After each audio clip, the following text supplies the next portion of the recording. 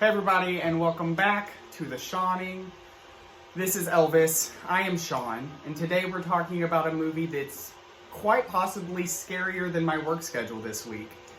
And that's going to be Prom Night. And no, I'm not talking about the good one with Jamie Lee Curtis. I'm talking about the one that came out in 2008 that got a 7 on Rotten Tomatoes. I'm talking about that one. So, if you're ready to completely throw up, I am too. Let's dive in, shall we?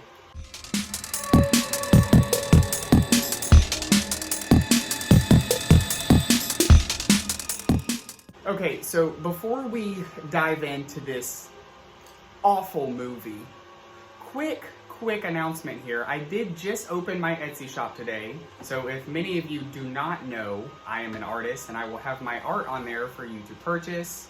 It is going to be under CryptkeepersCorner, so just look me up on Etsy. Even if you don't want to buy anything, favorite the shop. That'll help me out greatly. So now that we got business out of the way, let's talk about some trash. So let me just start off by saying this, I had never seen this movie before. It had just sat in my collection. I waited for him to come over and was like, hey, let's watch this. After I had tried to watch it, got 5 minutes in and knew I was going to hate it. So I made him watch it with me, because that's what good friends do. Real quick, we hated it. Yeah, the only redeeming part was Idris Elba. Yeah. And he wasn't even the main character, obviously. No. However, before we bash the movie, I do want to say there was a couple good things about it. However, I am disappointed at the fact that this movie came out in 2008, because they should have definitely been able to come up with something better by 2008. They didn't. I'm still kind of in disbelief at how bad this movie is, though. Okay, because the original, as I mentioned before, has Jamie Lee Curtis, and we all know Jamie Lee Curtis is the scream queen. So, I was hoping this movie would do it some justice, and it didn't. The only good thing, besides Elba, is the cinematography is really good. It looks like a very well put together movie, even though it's not a well put together movie. Comments on that, because you were the one that kind of picked it up, that it looks way better than it is. Oh yeah, like, other than that, like, there's the scene where the fire department and the police department show up at the hotel that they're in, and it's shot very well, and it's like, I think all the budget went in filming, and nothing to do with the scripts. Oh, and let's not forget, they did use probably half their budget on this one handshake scene that had no purpose. They just made it look so intense. It was like, boom, handshake, and they like zoomed in on it like it was like an action-packed movie, in which, if you haven't seen it, it's not. Okay, they try to make it action-packed. There's just nothing behind it, though. It's very awkward. As someone who hasn't seen the original movie, nor have I. I can't find it, but it's not scary, not even suspenseful. No. You know the bad guy is from the beginning, and he isn't even terrifying. No backstory at all. Well, and the little bit that they did have, they tell you within the first 10 minutes of the movie, taking away any type of mystery or lore or anything like that. So your slasher, you already know who he is, which is the #1 rule that you don't want to happen in your slasher movie. Humanizes the killer immediately. And then we're just going to be waiting, is she going to live or die? Because we already know who the killer is. Now, on to the is she going to live or die scenario. We've pretty much talked about the only good thing about this movie, so now we're just going to finish what we started. The characters are awful, okay? I'm not going to... So boring. They're like cardboard cutouts of personalities. What's her name? Donna? Yeah. Her name's Brittany Snow. That's all I can tell you about her. I didn't really want her to stay alive through this movie. The acting is awful. Okay, so picture early CW channel, and then they were like, okay, use this and make a movie, and that is what we got. It is awful. The dialogue is okay. It's boring. So her mom had died, what was it, a year prior, 2 years prior, something. And so it's her prom. She's like, oh, I'm going to prom. And then her aunt gives her, like, one of her mom's, like, shawls or something. Well, she's like, well, what if I get something on it? Like, That's why we have washing machines. I mean, how many people eat pizza and chicken wings at prom? We're gonna have soup at prom. Like, it was so off-putting. Like, no, I can't take it. Yes, you can. It was your mom's. Like, it's not your aunt's. It's yours. It was your mom's. So that was opening, okay? Opening of the movie. And if you can make it through the opening, you can finish the whole movie, okay? Because it doesn't get any spicier than that. No, but I must say the beginning is the worst. Now, go ahead. I was gonna say, even when they introduce our friends, there's nothing likable about them. There's nothing dislikable. They're just cardboard cutouts. I like Lisa. Lisa was a little okay. bit. She had a little. Lisa. They had a little bit of something going on, but there's nothing much to latch onto. No. So when the killing starts, it's like, okay, next. Well, not only that, but if you pay very close attention to this movie, they don't even know their own kill count. They will say there is 3 bodies and 2 people missing. Yeah, or something like that. But when there's not even close to that. Yeah. So they messed up their own body count, which isn't even that severe. Okay, but here's one of the biggest, and Elvis, I'm going to let you take over this part because you caught it throughout the movie and I could not. So, okay, we all know how like in Halloween or Friday the 13th or whatever it may be, a lot of the times even the victim's body gets moved and they find it later on in the movie. And 99% of the time, it works efficiently. This is that 1% where it didn't work at all because it made no sense. So I'm going to let Elvis kind of...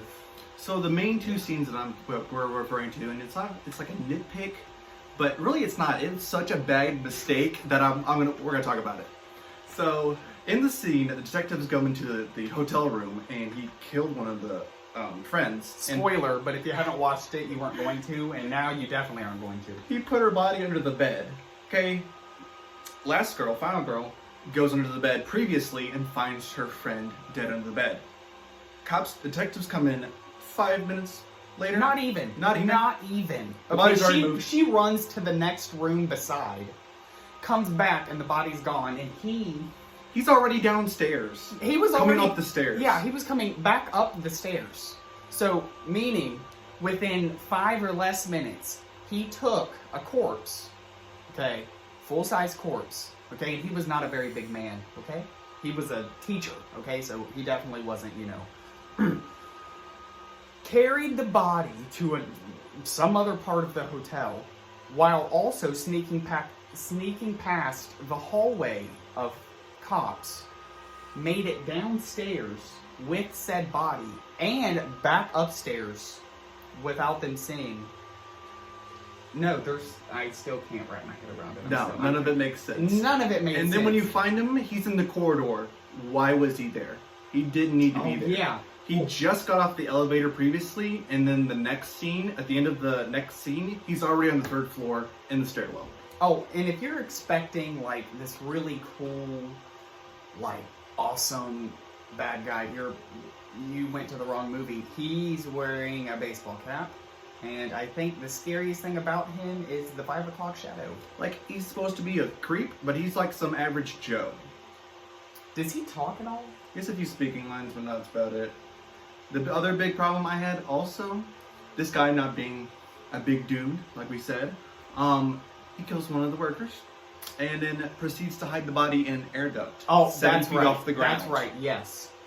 That they needed a ladder, okay, they needed a ladder to get to it.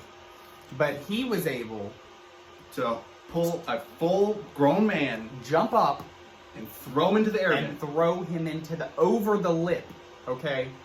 Now, like in the air duct. And now it doesn't give you any explanation on why he fell out of the air vent because, so many things up there to trigger a body flopping over. I know. Which it just falls out of the ceiling. Pretty much. There's so much more they could have done with this movie. The story is not complicated, essentially. That's what you're working with. Okay, a year ago, this crazy teacher who was stalking me killed my mom and this, that, and the third or whatever. Okay, fast forward, you're at prom now, and he's breaking out to stalk you again. Okay, well, here's my issue. If that's where they were going with it, why did they do all that at the beginning? Because you just gave everything away. everything. Like if it was a slow burn and they broke it up into pieces and you're piecing it together while it's happening, that'd be a lot better. But you gave us the answer before we even watched the movie. And it's not There's even no- a pacing issue. Like, it has fine pacing for a slasher movie. It has the exact pacing of a slasher movie. You want, every 15 minutes or so you get a kill. That's kind of what you're going for. But they didn't have enough content, and they tried to act like as if they did. And so they just kind of stretched out something that wasn't there to begin with. And so then it left you with a really, really awkward cast. The atmosphere is not good. Yes, everything, film-wise looks good. But other than that, no, it looks very bland. Like the prom that they're at, like what was it? Just like a DJ, and they had like a... So it's a DJ and a dance floor. And they had a screen with the worst montage I've ever seen in my life. So yeah, even though it looks, cinematic, how do you say that word? Either some cinematography was good. Yeah, it was great. Looked crispy, but everything was very two-dimensional. There's nothing really there for you. I don't know. I think eventually, they should definitely try to reboot this now. I think that the 2020s would be a perfect time to do a high school slasher like this. I know that we're getting Scream 5, but I think this would be a really fresh slasher story for them to go with. I mean, considering, yes, we have the original. This is dog water, so nobody wants this. I really think that it's got potential to be a really, really good reboot, especially because, it's been over 10 years since this one came out. And I know it didn't, age bad. It was always bad, okay? So, I don't know. That's just my personal thoughts, okay? What about you? I think it could go well. We got it out, yeah. Alright, well, I think we've said just about every negative thing there is to say about this movie. Just do better, honestly. Just do better. Because I need characters that I don't want to die. And in this movie, within the first 20 minutes, I would have been okay with those end credits. So, that's all I'm saying. That, and don't ever put Brittany Snow as your final girl. Okay? This wasn't it for you, hon.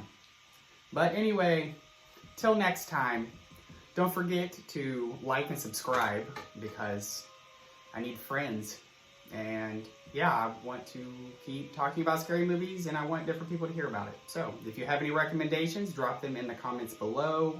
I will be more than happy to watch some new movies and to do videos on them. And who knows, if they're really, really, really bad, me and Elvis can sit here and bash them. So please give us something to do.